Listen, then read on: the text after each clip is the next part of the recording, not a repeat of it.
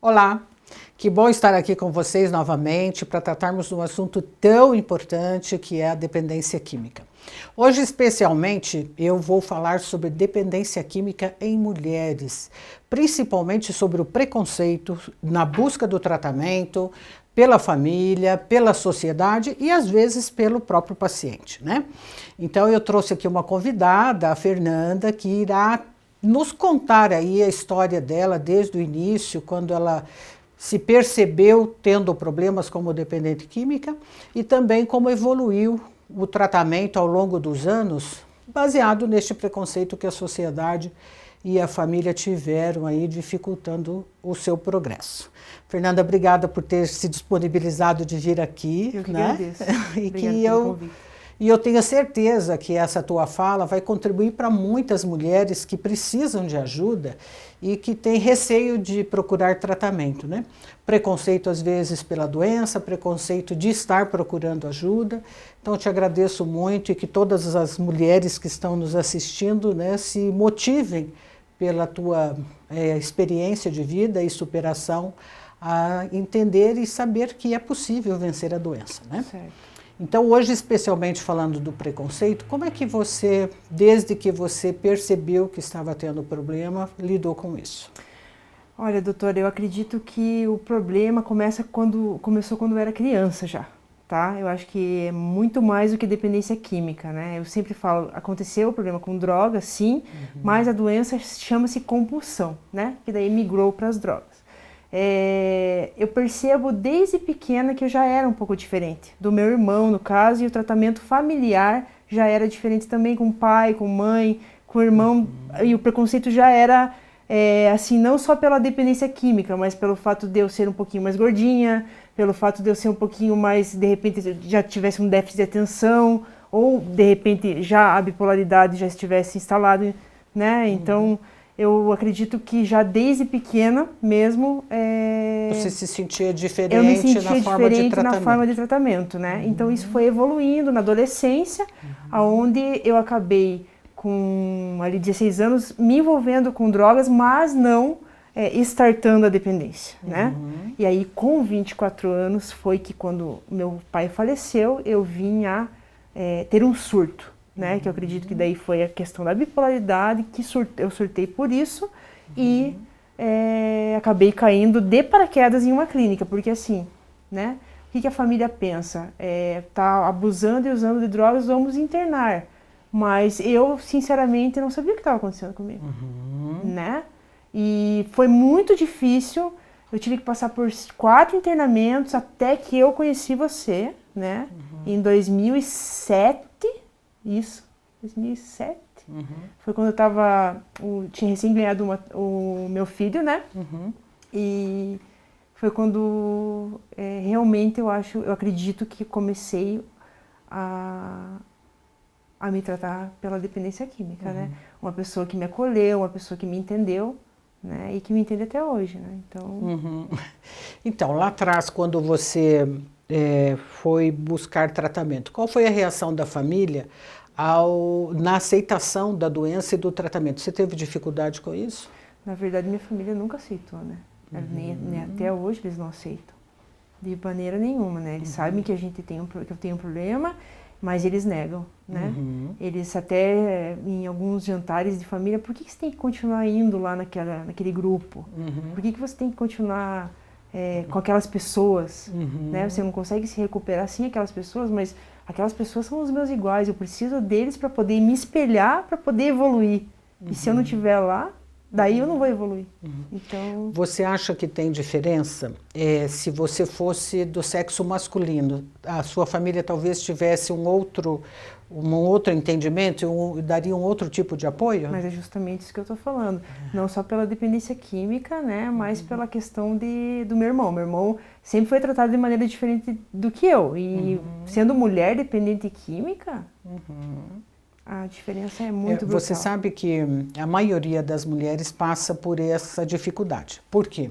A sociedade e a família entende que se o homem tem dependência química, isso faz parte da evolução dele, é o aprendizado, uma hora vai passar, e tolera a experimentação, né, achando que com o trabalho, com o casamento, com a maturidade vai passar.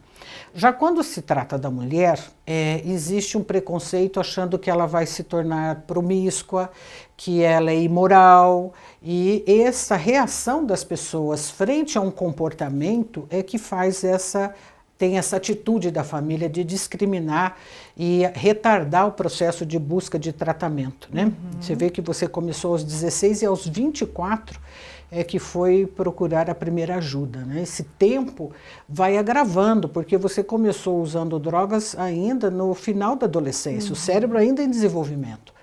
E na mulher, a dependência ela se cronifica, porque a mulher tem mais tecido adiposo, a mulher tem alterações metabólicas diferentes do homem, portanto, a substância faz um efeito muito mais rápido e mais grave a evolução da dependência, como também induz a transtornos psiquiátricos, que aí você estava dizendo, a gente não sabe se a bipolaridade começou antes ou depois, mas que a droga e o álcool acentuou isso com certeza. Esse agravamento provavelmente contribuiu para a família ficar indecisa e confusa em relação a que tipo de tratamento você teria benefício. Porque quando é o homem, as pessoas têm que se internar, vai mesmo tudo. Quando é a mulher, vamos dar um jeitinho. Deixa em casa, né, resguarda no quarto, a gente vai convencê-la e tenta proteger para que a menina não seja exposta. Isso vai cronificando o problema, né, Fernanda? Com certeza. Então veja que muito da sua dificuldade também de aceitação da doença tem a ver com a negação da família, não só pelo problema, não é verdade? Com certeza. Durante as suas internações, como que você lidou para você aceitar a tua doença enquanto mulher, já que tinha essa resistência da família? Bem difícil, né? Porque a família é o alicerce para qualquer dependente, para recuperação, né? E eu nunca tive esse alicerce. Então hoje o que eu faço é por mim, né? O que eu fiz no internamento é por mim, mas você mais do que você sabe, né? Você mais do que ninguém sabe que eu estava lá sozinha, batalhando por mim, né? E não tem muito assim o que ficar floreando, sabe? É como se fosse um castigo, né, Fernanda? A família acha que se punir a mulher, se privá-la do carinho, se privá-la de atenção e deixá-la de lado, né, dentro do contexto da família, ela vai se esforçar para mudar o comportamento, porque não entende que é uma doença. A família acha que é um desvio de comportamento, né? E a aceitação da doença vem da participação do tratamento. E no teu caso, como a família não se envolveu nos grupos de família, não se envolveu nos seminários que a gente faz para entender esse funcionamento da doença, ela também acabou se prejudicando porque perdeu a oportunidade de conhecer como a doença funciona e de aprender a lidar com a Fernanda não adicta, né, que hoje você é e consegue dominar a doença tranquilamente. Então, se a família não se envolve no tratamento, não quebra o preconceito. Não quebra o preconceito e você acaba acreditando que você realmente tem esse desvio de caráter, que você não tem uma doença. Reforça, né? E cristaliza isso. Muitas vezes a família também não procura tratamento, não participa, porque a família não quer ser discriminada. Então, a família discrimina a paciente e acha que se ela se expor ao tratamento e chegar até uma clínica de recuperação, ela também vai ser julgada pela sociedade. Como que você deixou a tua menina entrar nessa, né? Via de regra, os meninos começam a fazer uso de drogas com seus companheiros, com seus pares, de festa e tudo, e as meninas começam a usar com seus namorados, né? E por isso que a família julga. Ela acha que foi influência do namorado, que foi influência da idade e que de alguma maneira isso vai passar se ela for punida emocionalmente. Essa punição emocional acaba contribuindo para ter problemas na área afetiva. tanto com os seus pais, seus irmãos e filhos. Então, uma das consequências na mulher, bastante grave, é os prejuízos na área emocional. Então, seus relacionamentos ficam muito prejudicados, né? Você teve dificuldade também nisso, Fernanda, de construir sua vida afetiva? Sim, eu não tenho parceiro, né? Tenho 2 filhos, mas nunca fui casada. E assim, eu tenho dificuldade até hoje em todos os relacionamentos. Eu bato bastante nessa tecla. Minha mãe, eu tenho dificuldade de relacionamento com minha mãe, né? A gente não se dá muito bem, porque ela não aceita realmente como eu sou, porque existe a Dicta, existe a Fernanda, né? Então tem que saber separar. E em relação a relacionamento com homens, eu hoje estou procurando me resguardar um pouco mais, né? Para fazer certo, quem sabe um dia, se um dia eu vier a me envolver com uma pessoa, fazer o certo, né? Hoje eu não me sinto preparada. Mas você se sentiu discriminado pelos homens também? Sim. Toda vez que eu me aproximava, o último namorado que eu tive, eu cheguei e falei que tinha problema, a gente durou acho que mais uns 2 meses, assim, ele já me abandonou e ele nunca me respeitou, sempre bebia na minha frente, né? Ele não era adicto, mas ele bebia, né? Então, isso já não é é parceria, né? Relacionamento é parceria, né? É porque a aceitação da doença implica que a família mude seus hábitos. Os parceiros, os namorados e maridos das mulheres adictas precisam mudar a sua forma de lazer, a sua forma de diversão e entender que tem que se abster do álcool também, né? E muitas vezes, para não ter que mudar este hábito, é que acaba discriminando e tornando a relação impossível, né? Quando você pensa hoje, depois de todos esses anos de recuperação, o que você fez, o que você acha que você fez por você, que você conseguiu vencer essa barreira da discriminação e persistir no processo de recuperação para manter-se abstinente todos esses anos? O que eu fiz por mim é obedecer você. Faça certo que dá certo? Fazer certo para obedecer, a linha reta. Para mim, recuperação, eu sou meio 8 ou 80, né? Eu sempre fui assim, né? E eu realmente me recupero. Né? Faço o máximo que eu posso. São tripés, né? A doutora Cleusa, o grupo, a espiritualidade, o esporte. Então, é um conjunto de coisas. Então, é isso, doutora. O fazer certo é fortalecer a rede de proteção. Isso que a Fernanda está falando chama-se rede de proteção. É onde ela vai se fortalecer para que ela se defenda de tudo isso, né? Para que ela se proteja e consiga evitar contato com as situações que possam levá-la ao uso ou uma recaída.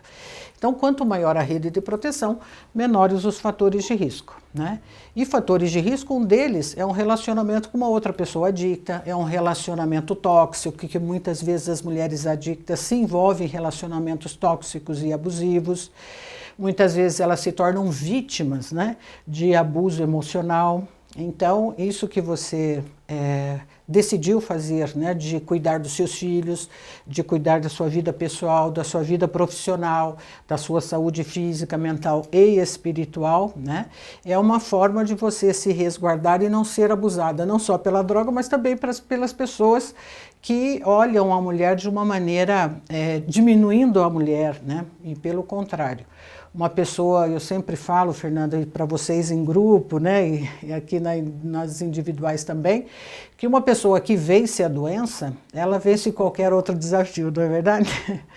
Então, hoje, vendo você fazer crossfit, educar os seus filhos, porque uma das coisas a gente vai falar no próximo capítulo é a importância de trabalhar junto à mulher a maternagem, né? Porque muitas mulheres, ao ter filhos e sendo adictas, outras pessoas que acabam educando os filhos, mas a gente vai falar isso no próximo capítulo. Eu gostaria de deixar para vocês um convite para que vocês continuem assistindo esses depoimentos que são muito ricos e que vai levar para você uma esperança de superação e de necessidade de busca de ajuda, né? A gente espera que outras mulheres tenham a mesma motivação, a garra que você tem, né? E que seja tão guerreira quanto você, porque é uma doença que não tem cura, mas tem tratamento.